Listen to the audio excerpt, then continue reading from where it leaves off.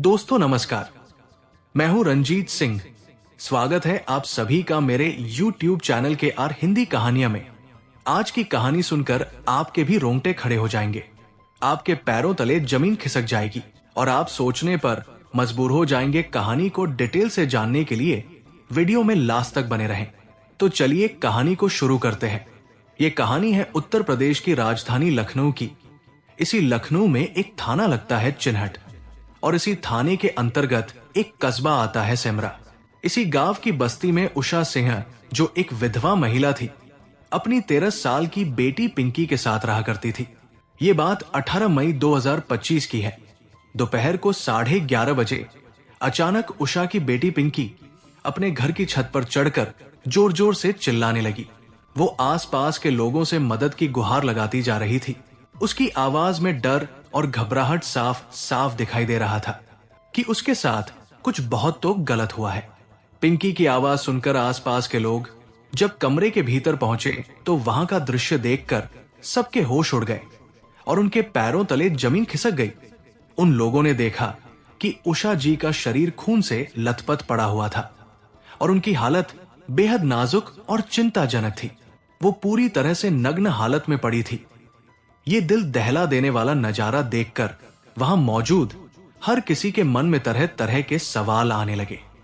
पिंकी ने शोर मचाने से पहले ही अपने मामा रवि को फोन कर दिया था, जो इनके घर से थोड़ी दूरी पर ही रहते थे। कुछ ही देर में रवि जी भी वहां पहुंच गए।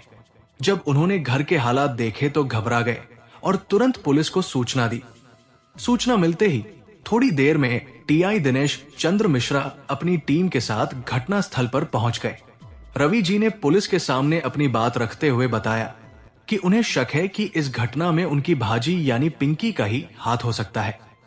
उन्होंने ये भी बताया कि पिछले 1-2 सालों से पिंकी और उसकी मां उषा जी के बीच अक्सर झगड़े होते रहते थे।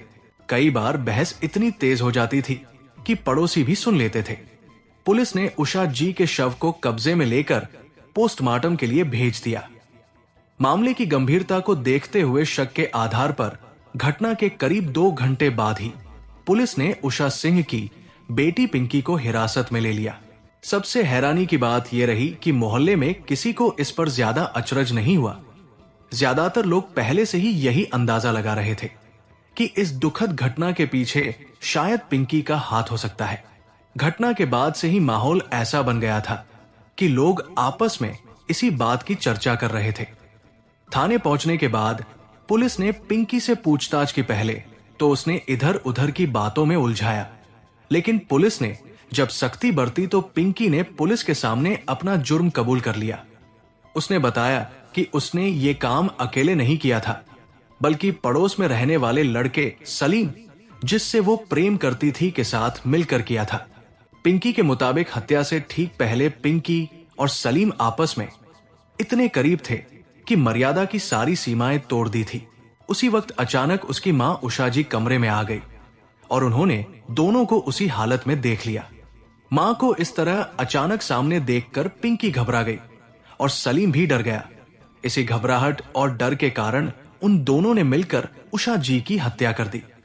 पिंकी के बयान के आधार पर पुलिस ने सलीम को भी तलाश लिया, जो मौके से भागने की तैयारी कर रहा था। पुलिस ने उसे गिरफ्तार कर लिया और दोनों के पास से वो कपड़ा बरामद किया जिससे उषा जी का गला दबाया गया था, और वो कांच का टुकड़ा भी मिल गया जिससे उषा जी के गले पर वार किया गया था। पुलिस को उषा का शव बिना कपड़ों के मिला था। पिंकी ने पुलिस को बताया कि उसने और सलीम ने ऐसा इसलिए किया था ताकि पुलिस मामले को बलात्कार और हत्या का समझे और उनका शक उन पर न जाए। पूछताछ के बाद दोनों को बाल न्यायालय में पेश किया गया, जहां से उन्हें बाल सुधार गृह भेज दिया गया। यहीं से ये चौंकाने वाली कहानी सामने आई। सेमरा गांव चिन्हट के रहने वाली उषा सिन्हा के पति की मौत पिंकी के जन्म के 1 साल बाद यानी 2013 में हो गई थी। पति की मौत के बाद उषा एकदम अकेली पड़ गई और उसके सामने सबसे बड़ी चिंता रोटी की हो गई। लेकिन उसने हार नहीं मानी। शुरुआत में उसने मोहल्ले के कुछ घरों में काम किया, झाड़ू पोछा किया, बर्तन साफ किए। फिर किस्मत ने थोड़ा सा साथ दिया और उसे हाई कोर्ट में हाउस कीपिंग की नौकरी मिल गई। धीरे धीरे उसकी जिंदगी दोबारा पटरी पर लौटने लगी। उषा के लिए उसकी बेटी पिंकी ही उसकी दुनिया थी। वो उसे बड़े लाड प्यार से पाल रही थी। अपने पति की आखिरी निशानी के तौर पर पिंकी को देखती थी और चाहती थी कि पढ़ लिखकर बड़ी होकर एक दिन उसकी बेटी बड़ी अफसर बने, जो उसके बुढ़ापे का सहारा भी बने, ठीक वैसे ही जैसे उसके पति ने सोचा था। दिन भर नौकरी करके थकी हारी जब उषा घर लौटती तब भी वो आराम नहीं करती। हर रात 2 घंटे बैठकर खुद अपनी बेटी को पढ़ाती, उसका होमवर्क कराती और उसके सपनों को पूरा करने की कोशिश करती। लेकिन उषा को क्या पता था कि जिस बेटी को वो अपने जीने की वजह मान रही है, वही एक दिन उसकी जिंदगी की सबसे बड़ी त्रासदी बन जाएगी। हुआ ये कि उषा के पड़ोस में ही सलीम का परिवार रहता था। सलीम पिंकी से करीब 4 साल बड़ा था।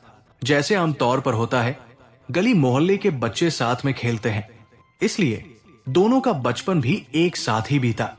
सलीम ने कुछ साल मदरसे में पढ़ाई की थी, लेकिन फिर पढ़ाई छोड़कर अपने पिता के काम में हाथ बंटाने लगा था। 3 साल पहले की बात है, जब सलीम 14 साल का था और पिंकी सिर्फ 10 साल की थी। 1 जनवरी का दिन था। उसे दिन स्कूल की छुट्टी थी और पिंकी घर पर अकेली थी। क्योंकि उसकी मां नौकरी पर चली जाती थी, तभी अचानक सलीम वहां आ पहुंचा और पिंकी के घर में गया। सलीम महंगी चॉकलेट लेकर पिंकी के हाथ पर रख दी। वो जानता था कि पिंकी को चॉकलेट बहुत पसंद है।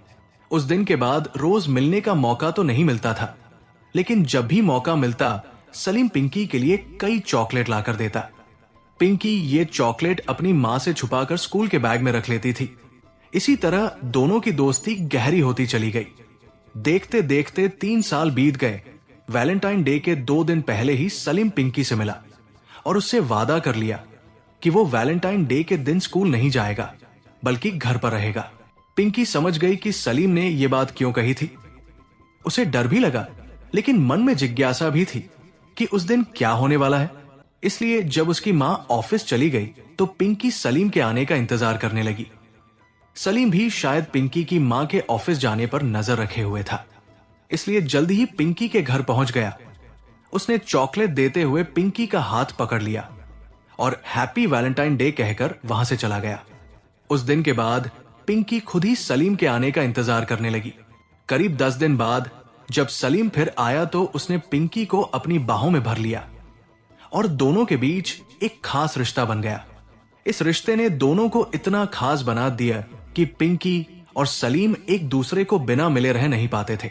रोज रोज सलीम का पिंकी के घर बार बार आने जाने से मोहल्ले वालों ने भी उस पर नजर रखनी शुरू कर दी। इसलिए मोहल्ले वाले और अपनी मां की नजरों से बचकर पिंकी स्कूल के रास्ते में पढ़ने वाले सलीम के एक दोस्त के घर छुपकर मिलने जाने लगी। इसी दौरान मोहल्ले की एक महिला ने पिंकी की मां उषा सिन्हा को बताया कि सलीम अक्सर पिंकी से मिलता जुलता दिख जाता है। उषा सिन्हा को उसकी बातों पर पूरी तरह भरोसा नहीं हुआ, लेकिन उनके दिल और दिमाग में वो बात बैठ गई। इसलिए उन्होंने खुद इस बात का पता करने का फैसला किया। एक दिन जब पिंकी स्कूल की छुट्टी पर घर में अकेली थी, उस दिन उषा ने ऑफिस से छुट्टी लेकर अचानक घर आ जाना तय किया। जब वो घर पहुंची तो उन्होंने देखा कि उनकी बेटी पिंकी और सलीम ऐसी हालत में थे जो उषा सिंह या किसी भी मां के लिए बहुत ही झटका देने वाला था। बेटी को मर्यादा की सारी सीमाएं लांघते हुए देख उषा सिन्हा का गुस्सा 7वें आसमान पर पहुंच गया। उन्होंने पिंकी को पकड़कर सलीम से अलग किया और फिर बेटी को कड़ी फटकार लगाई। तभी मौका देख सलीम जल्दी से कपड़े पहने और वहां से भाग निकला। उधर उषा ने अपनी बेटी की पिटाई कर दी। इसके बाद शर्म और चिंता से उषा फूट फूट कर रोने लगी, लेकिन पिंकी पर मां के रोने का कोई असर नहीं हुआ। उसने माफी मांगना भी जरूरी नहीं समझा। इस घटना के बाद उषा सिन्हा बहुत सतर्क हो गई। जब भी पिंकी के स्कूल की छुट्टी होती तो उषा या तो खुद ऑफिस से छुट्टी ले लेती या फिर पिंकी को अपने साथ ऑफिस ले जाती ताकि वो उसकी निगरानी कर सके। मां की कड़ी पहरेदारी से पिंकी और सलीम दोनों परेशान थे। एक दिन सलीम स्कूल के बाहर पिंकी से मिला और उसी रात उसे लेकर वहां से भाग गया। उषा ने तुरंत चिन्हट थाने में रिपोर्ट दर्ज करवाई और सलीम पर अपनी बेटी के अपहरण का आरोप लगाया। क्योंकि मामला नाबालिगों से जुड़ा था, पुलिस ने जल्दी कार्रवाई करते हुए 2 दिन बाद सलीम और पिंकी को ढूंढ निकाला। क्योंकि सलीम भी नाबालिग था, उसे जल्दी ही जमानत पर छोड़ दिया गया। जमानत पर बाहर आने के बाद सलीम का असली रूप सामने आने लगा। एक दिन उसने सड़क पर उषा को रोककर धमकी दी कि अगर वो पिंकी और उसके रास्ते में आई तो वो कुछ भी कर सकता है। उषा सिंह बहुत डर गई, इसलिए उन्होंने पिंकी पर और भी ज्यादा सख्ती करने का फैसला किया।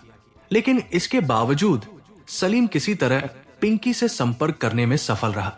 उसने रात में पिंकी के घर आने का समय तय किया। आधी रात को जब मां सो रही थी तो पिंकी चुपके से दरवाजा खोलकर सलीम को अंदर बुला लिया। फिर दोनों घर के भीतर कुछ समय साथ बिताते और अपनी अधूरी हसरतें पूरी करते। उसके बाद पिंकी सलीम को चुपचाप वापस भेज देती। घटना वाली रात पिंकी ने सलीम को घर बुलाया और दोनों किचन में थे। तभी उषा सिन्हा की नींद खुल गई और उन्होंने दोनों को रंगे हाथ पकड़ लिया। पिंकी अब मां की बात को नहीं मान रही थी और गुस्सा हो गई। सलीम भी वहां से भगाने के बजाय रुक रहा। इसके बाद दोनों ने मिलकर उषा सिन्हा पर हमला कर दिया। सलीम ने पास पड़ी चुनरी से उषा के गले में फंसाकर कस दिया। उषा सिन्हा के बेहोश होने जाने पर फिर उन दोनों ने एक तेज धारदार वस्तु से उषा के गले पर वार कर घायल कर दिया। जब उन्हें पता चला कि उषा की मौत हो चुकी है तो वो पहले बेडरूम में गए, वहां साथ में वक्त बताया। इसके बाद जब सलीम अपने घर चला गया तो पिंकी ने छत पर जाकर जोर जोर से शोर मचाना शुरू कर दिया। पुलिस ने जांच के बाद पिंकी और सलीम दोनों को गिरफ्तार कर लिया। दोनों नाबालिग थे, इसलिए उन्हें बाल न्यायालय में पेश किया गया, जहां अदालत ने मामले की गंभीरता को देखते हुए दोनों को जेल यानी बाल सुधार गृह भेज दिया। इस घटना ने पूरे इलाके में सनसनी मचा दी। लोग इस दर्दनाक कहानी से हैरान रहे थे कि एक छोटी सी गलती ने पूरी जिंदगी की दिशा बदल दी और पिंकी जिस रास्ते पर कदम रखा वही उसे अपने और अपने परिवार के लिए भारी कीमत चुकानी पड़ी। दोस्तों, इस कहानी को सुनाने का उद्देश्य किसी का दिल दुखाना नहीं है, किसी को परेशान करना नहीं है, बल्कि आपको जागरूक करना है और आपको सचेत करना है, ताकि आप लोग सतर्क रहें और सावधान रहें। तो दोस्तों, कैसी लगी ये स्टोरी कमेंट जरूर करें, वीडियो को लाइक करें और अपने दोस्तों को शेयर भी करें। और आपसे गुजारिश है कि मेरे चैनल को सब्सक्राइब जरूर करें और कमेंट बॉक्स में अपना नाम और कहां से देख रहे हैं, अपने शहर का नाम जरूर लिखें। फिर मिलेंगे ऐसी ही किसी सच्ची स्टोरी के साथ। तब तक के लिए धन्यवाद।